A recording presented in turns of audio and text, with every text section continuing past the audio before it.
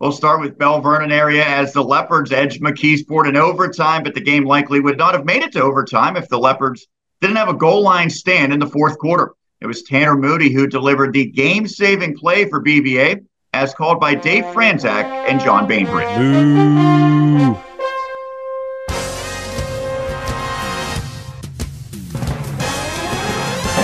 Well, he only has to go 1 yard here. We'll see. Handoff goes to Boyd. He's undercut again. It's Moody. 2 great plays in a row by Moody. Turn it over. Bell Vernon makes a huge stand.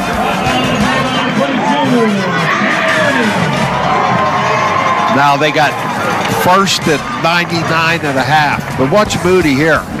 Undercuts it. Beautiful play. If he doesn't make the play, he walks into the end zone. Let's also give credit there to Braden Lux. Comes in and makes sure that Boyd can't reach any further. Huge defensive stand for the Leopards. Sean, everybody on the Leopards side was in a good mood after that play. That was slick, I know. Terrific play by him. Again, I mentioned him earlier in the broadcast. Just an unsung hero on the defensive side of the ball, finishing with 12 tackles. And, man, what a great job by the Bell Vernon defense. Yeah, Leopards getting it done. Remember, their defense was absolutely incredible all throughout last season in their run to a state title. We continue Plays of the Week with Southmoreland, and it was Dejon Craigett who continued his prolific season for the Scotties on Friday, ripping off a pair of long touchdown runs, the second of which put his team in the lead in the third quarter, with John Flickinger and Bob Lisinski on the call. His son Justin with a nice game last week for Waynesburg. Justin Huss, a good game for W&J. A lot of Trojans in the news. As Craigett finds room, and there is his explosiveness, and Craigett is gone. They gave him room, and that's all he needs. 2 long runs all night, both touchdowns, this time from 48 yards. And just like that, the Scotties have retaken the lead, and there is the speed and breakaway of number 5. Yeah, he found the opening there, made a nice cut there, and once he got out in the open field, he could just outrun everybody.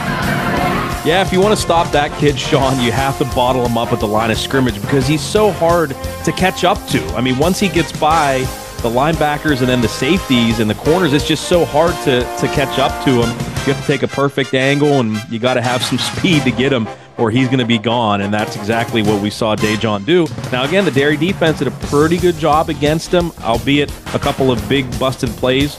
But, again, you know, when he has that room, just like we heard Johnny Boy say there, it's going to be 6. Yeah, he can certainly make a house call in the blink of an eye. Well, we'll continue and stay in that same game on the Derry area side. It was a back-and-forth game, and the Trojans regained the lead later in that third quarter. It was Derry head coach Mike O'Run who went into his bag of tricks, and Damari Robinson made the play work, with John and Bob providing the commentary. Big 3rd and 7 for the Trojans. They have it at the 18-yard line. Robinson in the slot to the right.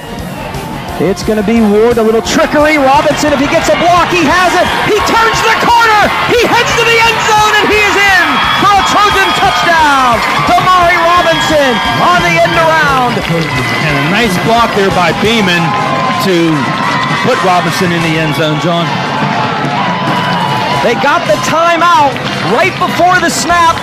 They went to the sideline, and Coach Milant, the Wizard, drew up a play, and it worked to perfection. And you're right, Bimo, the big block, and Damari did the rest, and the Trojans back on top. Really nicely designed play there by the Derry offensive coaching staff. And you have to remember, too, that Joe Milan came back last year. He was Tim Sweeney's offensive coordinator, did not coach under Coach Skilling, comes back last year. So, you know, he has his stamp all over that play as well. Obviously, we know how great success the Derry offense had a few years ago. So really good call there. And Mason Beeman, who probably should be like playing tight end or something, he kind of got thrust in the quarterback position with, you know, Blake Revore no longer being on the team. He throws that block. It's no surprise because he's a big dude. He throws that block out there to Spring Robinson, and the Trojans get a touchdown. Yeah, you hold your breath for a split second when a quarterback goes out to block, but like you said, a guy like Beeman, he's got the build for it. Certainly you have faith that he can clear some space for Robinson, and he was able to do the rest. We'll continue plays of the week with Greater Latrobe, and it was John Wetzel who enjoyed a lot of success throwing the football this season, but it was his running ability that it was elite as well on Friday night. And he showed the full package on a special run to put the Wildcats ahead of Penfield area 20-0 in the third quarter with myself and Mark Katarski on the call. He's not a defensive back, although he's playing like one. He had 91 tackles, 6 sacks, and an interception last year. And I think it's safe to say that he's potentially going to be even better this year defensively as Wetzel. Look at his run as he stays on his feet, shows the burners, and he will get in on a 38-yard spectacular touchdown. Kind of felt like they were wearing him down that way throughout the first half. And then Wetzel's ability to just break through a few arm tackles proved too much for the Spartans. Big touchdown there for Latrobe, really getting a commanding lead now with the score. He's a quarterback, but he looked a little bit more like a hard-hitting safety, which he also doubles as on that run. Yeah, just a tremendous run by Johnny Wetzel, and we see it, the fact that he can be that dual-threat quarterback each and every game where he can kill you with his feet. First game or first play of the season, he connects with Jaton Williams against Derry, so he can do it with his arm as well. Just a great run there. Too many missed tackles for Hempfield, which has been a bugaboo over the years for them. And how about the little cameo there by Latrobe Athletic Director Zach Hyde? He's wearing that polo, man, flexing those muscles. So I'm trying to embarrass him as much as possible there. Give a little shout out to Ziggy with the little cameo. I was going to say Zach Hyde. I'd never heard you refer to him as Zach. I always hear Ziggy when you're talking about the AD for Greater Latrobe and a former Seton Hill baseball standout as well. Well, we'll continue plays of the week with Franklin Regional as the Panthers enjoyed a dominant first half against Connellsville area. And it was quarterback Chase Lemke who's a big part of that success as his slick play put the Panthers in complete control with the one and only Jonathan Whaley calling the action. They have it 1st and 10 at the 46-yard line. Middle of the field, low snap. Lemke fakes a pass. He's going to run through the line of scrimmage to the left side. He's down to the 30. He's coming down to the 20. 10, 5, touchdown. 46-yard touchdown run. Well executed by Lemke, and he takes it to the house himself from 46 yards away. And the Panthers are pouring it on here in the first half against the Falcons. Chase Lemke, that was sweet. And I'm sure you enjoy watching that out. He faked, he's going to pass it to the right, kept it, ran around that left side. And once he got clear of the line of scrimmage, he showed a nice ability to run away from some Falcons there for that touchdown. I think that's a game where Chase Lemke can continue to get his feet wet. We saw some really good things out of him the week before in that game against Greater Latrobe, new starter, and I think he just keeps getting better week after week as a dual threat guy. Absolutely.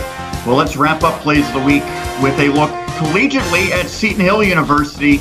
And it was Hayden Teska who began the season as the number 3 quarterback, but just 2 games in, he looks like the answer at the position for the Griffins. His long connection with Ethan Fame came just seconds before the first half time expired, giving the Griffins a lead heading into the locker room, with myself and Roger Downs detailing the play.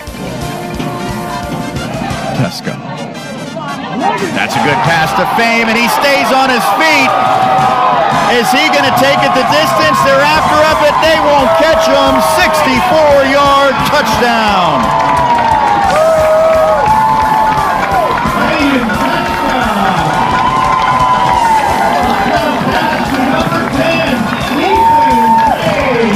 Ethan Fame, the redshirt junior out of Rochester, New York. Griffins will go for 1. Now put him in the Hall of Fame after that. Fame's first collegiate touchdown comes in spectacular fashion, and I go back to the fact that the clock was stopped because of that injury. Yes.